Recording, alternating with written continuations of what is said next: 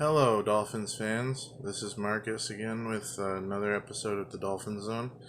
I'm sorry I haven't posted a lot of these in a while. I've been really busy, but anyway, um, we have breaking news, and I'm sure you guys have seen this already. The Dolphins have exercised Tua Tagovailoa's fifth-year option, and I'm really excited about that they exercised his fifth-year option. Um, it's gonna be worth about 23.5 million, I think, for 2024. Um, and also the Dolphins are also re-signing Savon Ahmed to a 1-year, $1.8 million contract. So we at least have one running back under contract, and a lot of people are still wondering what is going to happen with the whole quarterback position because with Tua being um, injury prone, people are wondering what's Miami going to do for their backup quarterback plan. So right now, the only other quarterback on that roster other than Tua that's under contract is Skylar Thompson, and he has done a lot of good things. He's also done a lot of bad things, and as far as this team is concerned, we need to have a quarterback that can be dependable and that can be um, reliable. And I think Miami is going to give Skylar Thompson another chance. I think so, and I think that's part of the reason. I think that's what part of their logic is. But I still think the Dolphins should add another quarterback just for safety. And it's a smart thing to do. I'm sure a lot of football teams that do it, that have a good quarterback, they want to have a good security policy, at the quarterback position. I mean, you look at the Green Bay Packers. They have, well, I don't know for how much longer, but they have Aaron Rodgers, and then they have Jordan Love as their backup. And Jordan Love proved that he could be a good quarterback. And it looks like Jordan Love will be their new starting quarterback. So, Green Bay is going to be in the market for a new backup quarterback. So, they can have Teddy Bridgewater. I don't care. Anyway,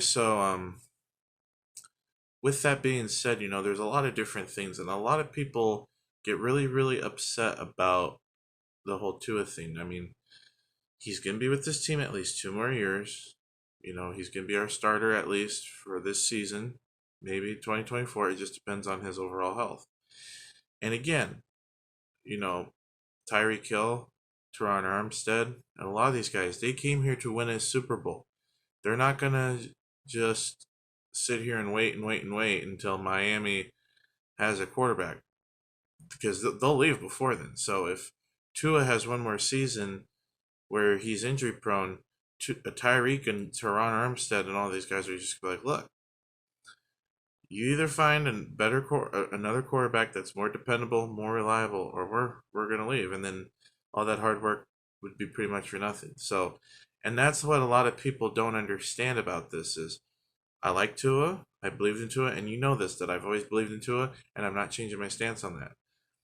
I'm just saying the injuries are eventually going to catch up to him, but I look at this as an opportunity. Tua is doing everything that he can to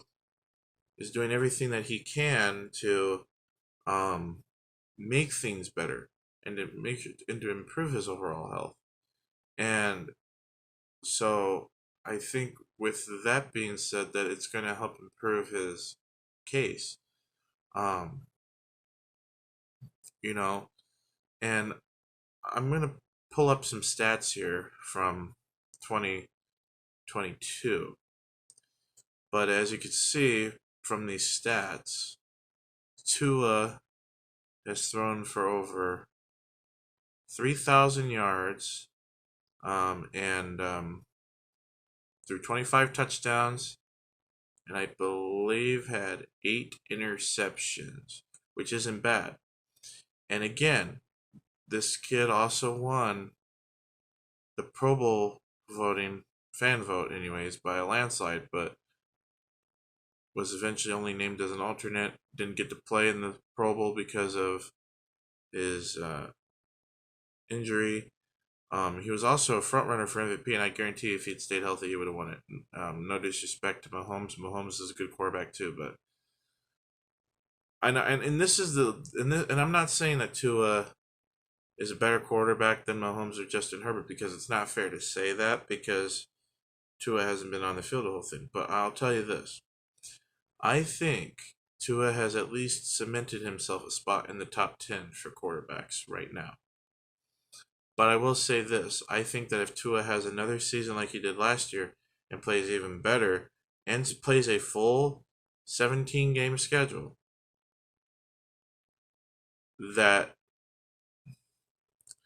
let's just be honest, he will probably be the best quarterback in the league if that's the case. And if you look at the stats, okay, he missed 5 games this year. 5. And you figure, on average, in each game, he threw about 2 touchdowns each game. So in those 5 games, 2 touchdowns, that's another 10 touchdowns. And you probably got to maybe factor in maybe 5 more interceptions just to be conservative, maybe less.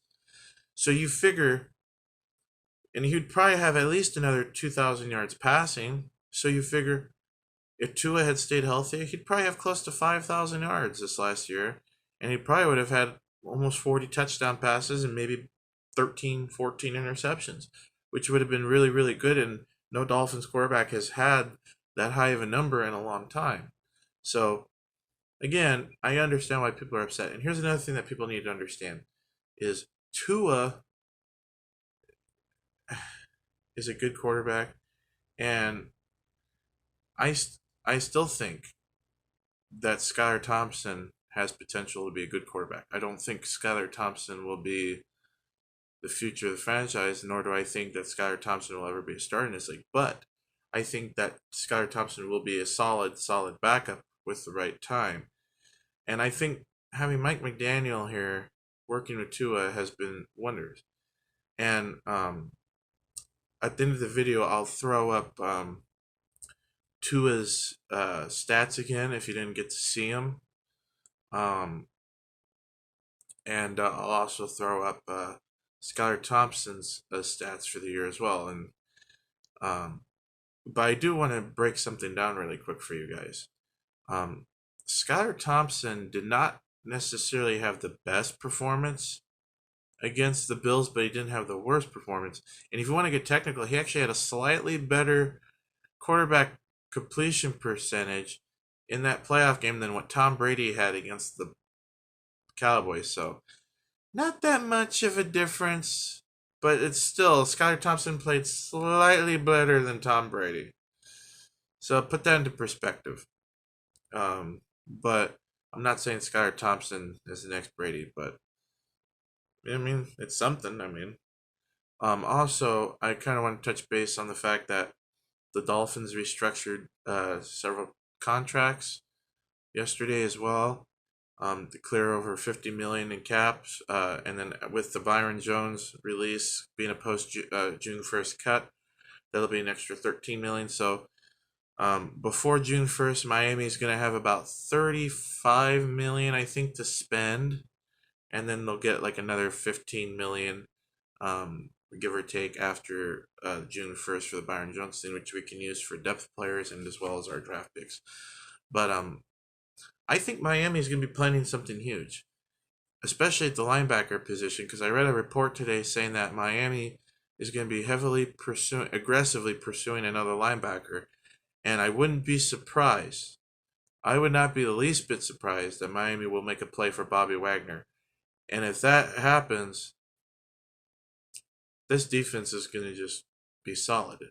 And I'm going to tell you, this team, it may not be this year, but I'll tell you, as long as this team stays together and as long as we continue to build this team and Vic Fangio is willing to commit to this team for the long haul as our DC, this is going to be a football team. And I really mean this. This is going to be a football team that is going to cause issues for other teams next year. This is a team that can win the AFC East next year. Now, Buffalo, I don't think Buffalo will win the division. They still might, but because Buffalo, they're going to lose some guys, but that's never really stopped a lot of teams before. I mean, look at Kansas City; they lost a lot of guys and they looked even better and they won the Super Bowl. But that doesn't mean anything. But what I will say is this: I think that if we play our cards right, even if Aaron Rodgers gets dealt to the Jets, which kind of sounds like it's going to be happening, if Aaron Rodgers gets dealt to the Jets, that's just going to make this division even more competitive. And let's just face it, Mac Jones is garbage. He's always been garbage. And may I remind you that Tua is undefeated against Mac Jones and is undefeated against the Patriots as a starting quarterback his career. Now, granted, we did lose to the Patriots last year, but that was Teddy Bridgewater starting, so we're still undefeated against New England with Tua. And not only that, but if Tua wins at least one more game and goes to 5-0, him and John Elway will be the only two quarterbacks in NFL history to start their career 5-0 against a Bill Belichick-led team. So, um, that's that right there says a lot. That Tua could become just the second player in NFL history to do that, and um, it's crazy. And you look at the fact that for years New England had dominated Miami, but these last 5 years we've kind of seized the momentum back from New England and we've dominated them. And then Buffalo kind of came in and we've only beaten Buffalo once in like the last 4 years. But we should have beat them in the wild card round. We probably would have if we had Tua and Raheem Mostert, or at the very minimum if we had Raheem Mostert. Um, but it wasn't to be, and it's really sad. And I'm going to tell you right now, I think that if we played Kansas City, I think Tua would have been cleared and healthy to play against Kansas City. And I'm going to tell you this: that game would have been at Arrowhead, and I don't really care. I still think Miami could have won that game, but we'll never know for sure. But I will say this: the last time Tua played the Chiefs, Tua threw for over 300 yards, had 3 touchdown passes, even though they lost to the Chiefs, and that was in Miami. Miami is going to be going to Arrowhead to play the Chiefs this year, and I wouldn't be surprised if they make that a primetime game either on Monday night or a Sunday night. I don't think that would be a Thursday night game. But I'm going to tell you, I think that if Miami plays Kansas City in that game, depending on how this team looks and depending if Tua is starting at that time, and with as much respect as I have for Andy Reid and the Chiefs, I think Miami will surprise some people, and I think we'll go right into Arrowhead, and I think we'll bulldoze Kansas City. Now, I'm not saying it's going to be a blowout, but I think we'll just go in there and we'll cruise to a nice, good, hard-fought win, and we'll never look back. So it just depends. But enough of that. So, with that being said, if you enjoyed this video, please let me know in the comment section below. Please subscribe to my channel. And as always, if you like the videos that you like in this channel, I make a lot of videos as soon as I can.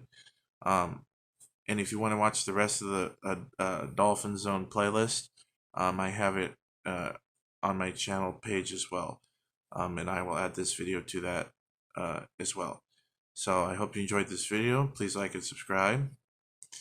And I'm gonna part by singing the Miami Dolphins fight song while I expose the old vintage Dolphins logo, which is the best logo, and it goes like this. Miami has Dolphins, the greatest football team. We run the ball from goal to goal like no one's ever seen. We're in the air, we're on the ground, we're always in control. And when you say Miami, you're talking Super Bowl, 'cause we're the Miami Dolphins, Miami Dolphins, Miami Dolphins #1. 'Cause we're the Miami Dolphins, Miami Dolphins, Miami Dolphins #1. Peace out, guys.